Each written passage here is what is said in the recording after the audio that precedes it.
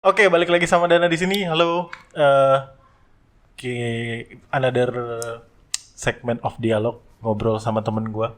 Gua sekarang lagi mau ngobrol sama temen gua yang namanya Bagus. Ya. Mas Bagus ini dia nih filsuf, ya. Filsuf yang gua harus mengenalkannya sebagai filsuf, men.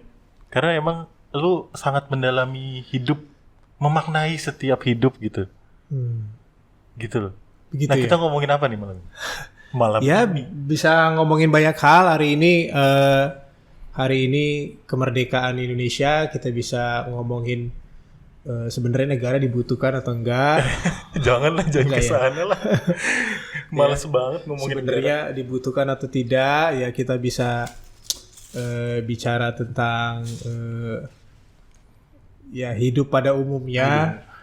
hidup pada umumnya. Tapi gue tuh tertarik sama lu tuh katanya punya prosa gitu kan.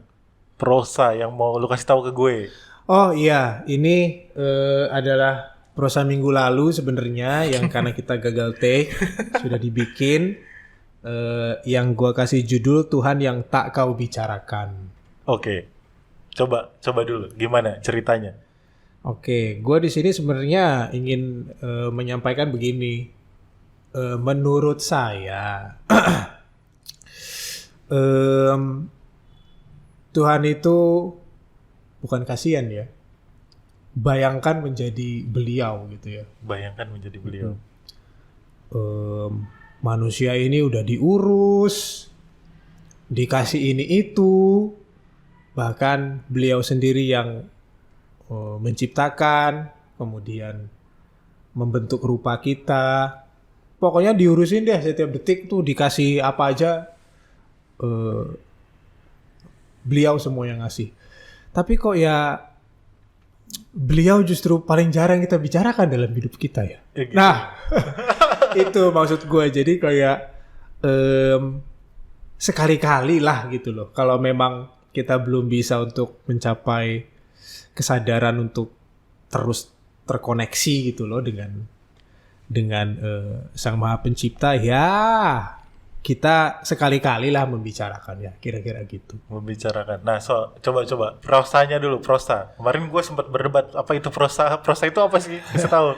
Ya prosa itu sebenarnya karya bebas aja, bentuknya bisa esai dan lain-lain, tapi gue memahaminya harus tetap ada keindahan di situ. Oh, beda sama puisi yang karena dia berima kalau puisi. Ya, kalau itu. puisi dia sudah lebih padat dan berima. Kalau ini sebenarnya esai saja, tapi dia mengandung unsur-unsur puisi. Ya, kira-kira begitu. Kira-kira gitu. Nah, di sini kan kayaknya membicarakan Tuhan, kehidupan dan lain-lain itu kan kayaknya berat gitu ya. Iya, betul. Padahal beliau itu hadir di dalam hal-hal yang kecil dalam hidup kita yang kita tidak sadari. Gua kemarin kebetulan gua buka kelas namanya Schola Pandora. Schola ya. Schola Pandora.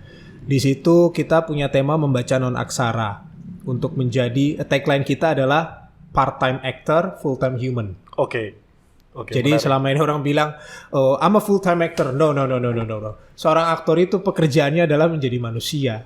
Jadi dia part-time actor, tapi yang harus dituju adalah menjadi full-time human itu. Berarti beda sama kalau katanya penyanyi, dunia ini panggung sandiwara gitu. Bukan kebalik. Bukan kita sebenarnya full time actor. Partly human. Enggak sih? Nah, itu yang kebalik menurut saya ya, bahwa itu betul bahwa dunia ini memang panggung sandiwara, tapi seorang aktor sayang banget kalau hidupnya cuma buat pentas, cuma buat main film dan lain-lain, terus apa yang tersisa buat dirinya gitu loh. Iya. Jadi pekerjaan seorang aktor itu membedah perasaan manusia, berempati kepada manusia dan alamnya. Jadi yang harus dia pelajari adalah bagaimana dia menjadi full-time human itu. Nanti sendirinya dia akan jadi aktor yang bagus, kira-kira gitu. Oke, kita bahas ini nanti pada saat kita ngomongin teater ya? Boleh. Oke. Sekarang kita ngomongin... Nah ini, kita ngomongin ini.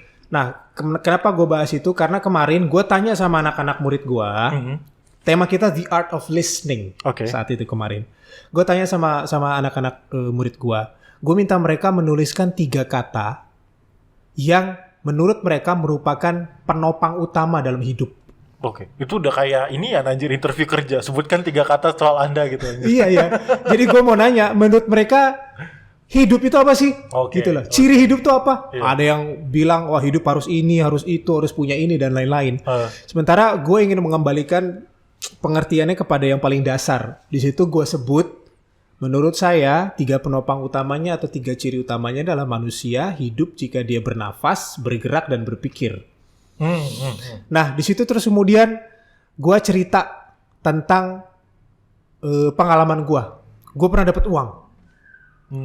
Gue sekian lama nggak punya uang, terus tiba-tiba suatu hari gue dapat uang. Oke. Bahagianya luar biasa. Bahagianya luar biasa. Sampai seneng, saking senengnya sampai terharu, sampai menangis. Tapi terus Sampai kemudian menangis. sampai menitikan air mata karena wah alhamdulillah akhirnya gue dapat uang, gue bisa beli ini, gue bisa makan dan lain-lain. Kira-kira gitu. Iya. Nah, terus kemudian setelah berapa lama gue merasa senang dan terharu itu, tiba-tiba gue diam, kemudian merasa malu dan merasa sangat tidak pantas. Kenapa? Hati kecil gue tuh berkata begini. Dia ngeledek gue gini. Dapat duit aja kok senengnya sampai segitu banget sih. Emang duit apa sih? Oke. Kok tiap hari kamu itu bangun, tahu-tahu kamu udah bisa nafas saja, kok kamu nggak pernah seterharu ini? Lah memang kamu hidup, itu pertama-tama kamu butuh duit atau kamu butuh nafas? Kira-kira gitu. Kalau saja setiap hari kita bisa punya mindset itu, bahwa apa yang sudah diberikan ini, ada cahaya matahari, apa segala macam, itu adalah kekayaan yang luar biasa, maka sebenarnya manusia itu merasa bahwa gue nggak butuh apa-apa lagi, bahwa ini adalah kekayaan yang luar biasa. Nah, kenapa kita nggak pernah bisa mensyukuri hal-hal dasar yang menjadi penopang hidup itu dan sibuk dengan pernak-pernik yang sebenarnya dibutuhkan ya, tapi kita lupa dengan hal-hal kecil itu yang sebenarnya nggak kecil. Lo bayangin nggak ada udara, gimana caranya hidup? Ya iya pasti. Tapi kita manusia yang kadang-kadang taken for granted kan itu jatuhnya. Nah, taken itu for dia. granted kan, kayak kita bisa hidup, kita bernafas dan that's life gitu. Akhirnya yang kita nggak pernah syukuri. Itu dia.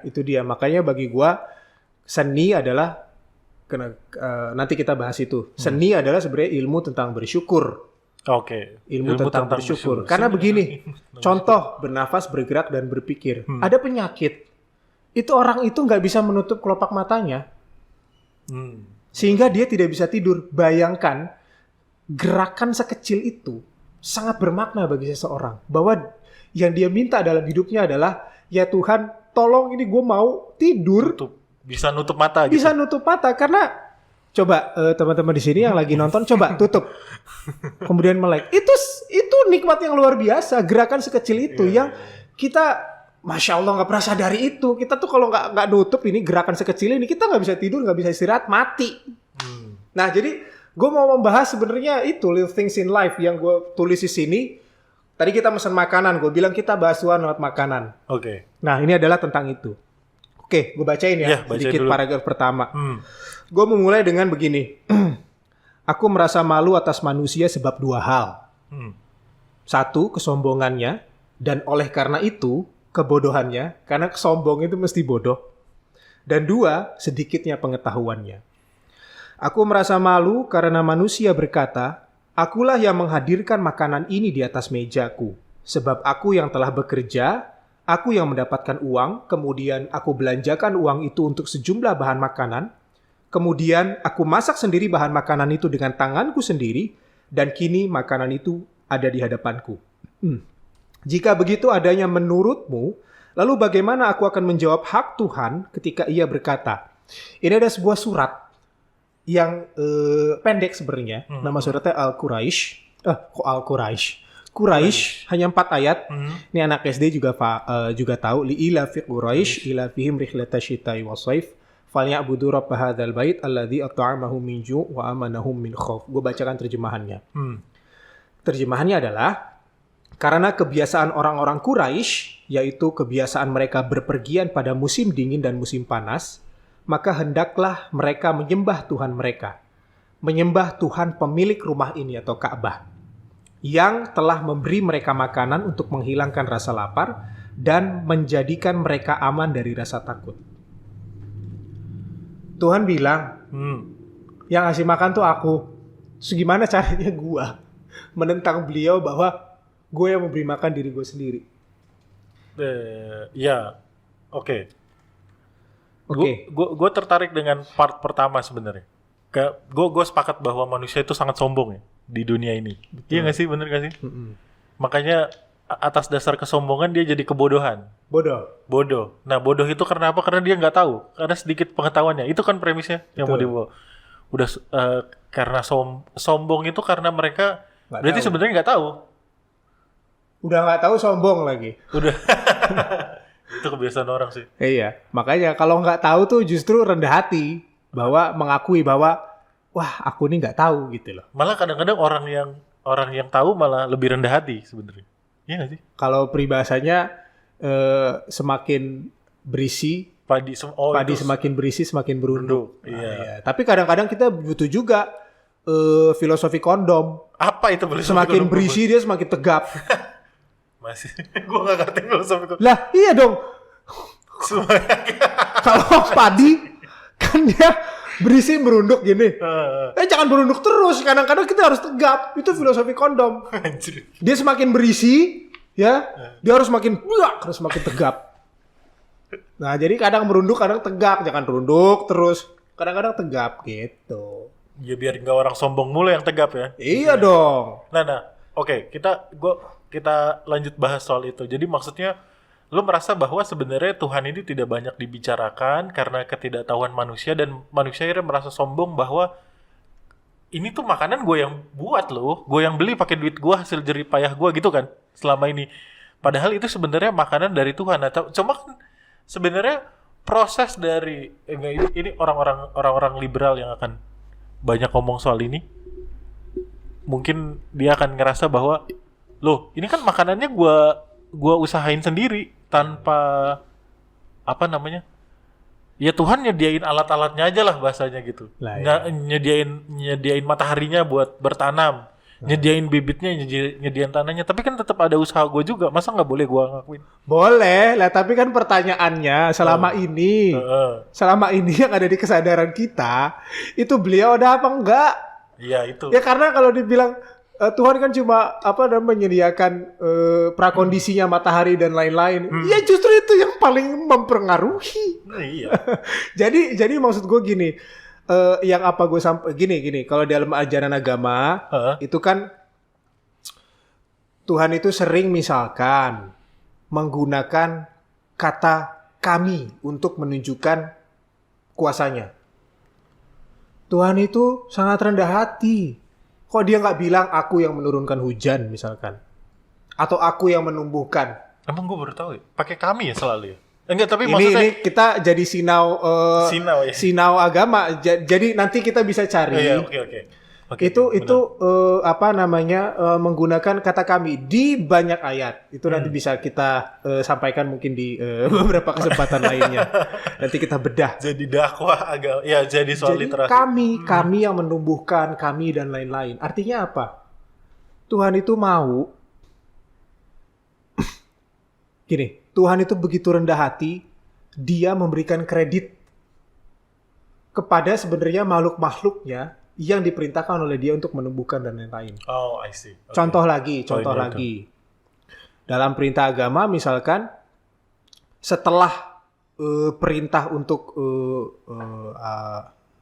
bertauhid, kemudian beriman kepada Tuhan, perintah kedua birrul walidain. Birrul walidain itu berbakti kepada orang tua. Dan masalah itu jelas dikatakan bahwa bersyukurlah kepadaku, artinya Tuhan itu berkata, bersyukurlah kepadaku dan berterima kasihlah kepada orang tuamu.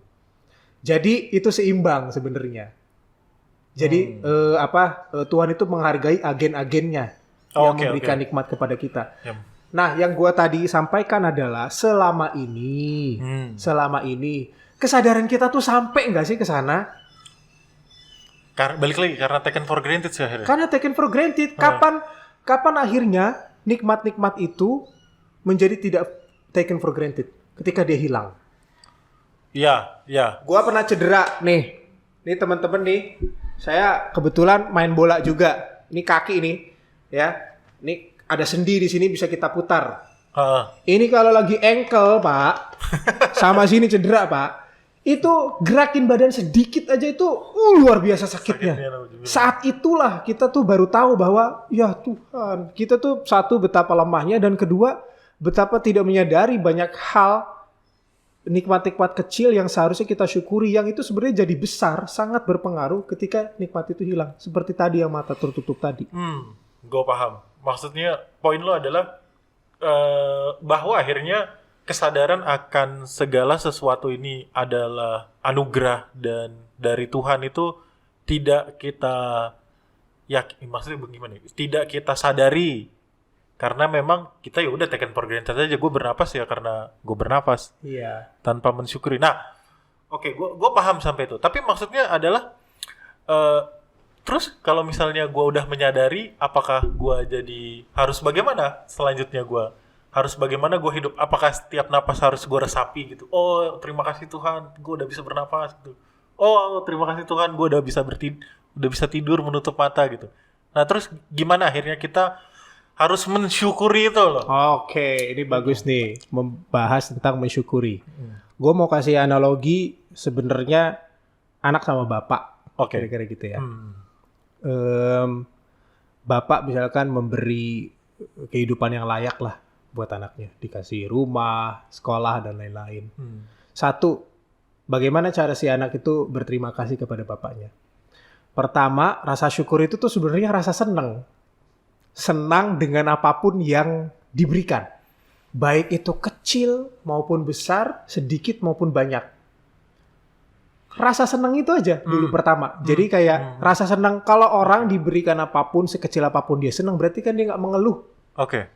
Jadi orang bersyukur itu nggak pernah mengeluh. Karena dikasih ini, alhamdulillah. Dikasih banyak, alhamdulillah. Dikasih sedikit, alhamdulillah. Nggak dikasih, alhamdulillah juga. Oke. Jadi bayangin hidupnya, betapa entengnya hidup kayak begitu. Dengan bersyukur itu. Karena dia selalu merasa senang dengan apapun yang diberikan. Tapi bukannya, oke, sampai situ. Jadi yang gue tangkap poinnya adalah bersyukur dengan cara selalu merasa senang. Nah, gue sekarang bertanya, bukankah kesedihan itu bagian dari anugerah juga sebenarnya? Lah iya. Nah, gimana lu bersedih tapi berasa senang? Gimana coba? Bersedih karena apa? Ya misalnya gitu kan, ya kegalauan gitu yang muncul gitu. Itu bukannya satu anugerah juga? Masa iya gue melakukan kesedihan tapi senang juga? Senangnya gue bisa merasa sedih gimana sih kayak kalau lu sedih ya udah sedih gitu loh. Ya, bukan berarti tidak boleh bersedih, tapi begini. Di balik kesedihan itu ada pelajaran apa? Oke. Itu yang harus disyukuri. Contoh begini. Kalau misalkan kita melihat gini. Kalau orang tujuannya adalah begini. Tujuan hidup bagi orang yang percaya, dia adalah mencari ridho Tuhannya. Betul. Oke, misalkan.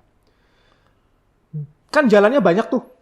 Iya, betul. Jalannya sangat banyak. Banyak banget. Kalau misalkan dengan diberikan atau dengan mengalami sebuah kesusahan, orang itu justru jadi lebih dekat sama Tuhannya, dalam perspektif itu nikmat atau musibah? Itu adalah nikmat yang tidak disadari. Betul. Tapi sekali lagi, ya berarti lu boleh bersedih itu tapi tetap dengan cara bersyukur balik lagi gitu maksudnya gak sih? Iya, ada makna di balik itu. Pasti ada makna di balik itu. Apa coba? Contohnya coba. Bisa kasih contoh nggak? COVID ini misalkan. COVID ini. COVID. Oke, kan sudah banyak orang akhirnya menyadari bahwa ada berkahnya ya di balik COVID ini dan lain-lain. Kalau orang bisa melihat dimensi lain daripada COVID ini, dia akan melihat bahwa, wah, ini nikmat Tuhan yang sangat besar. Banyak sekali.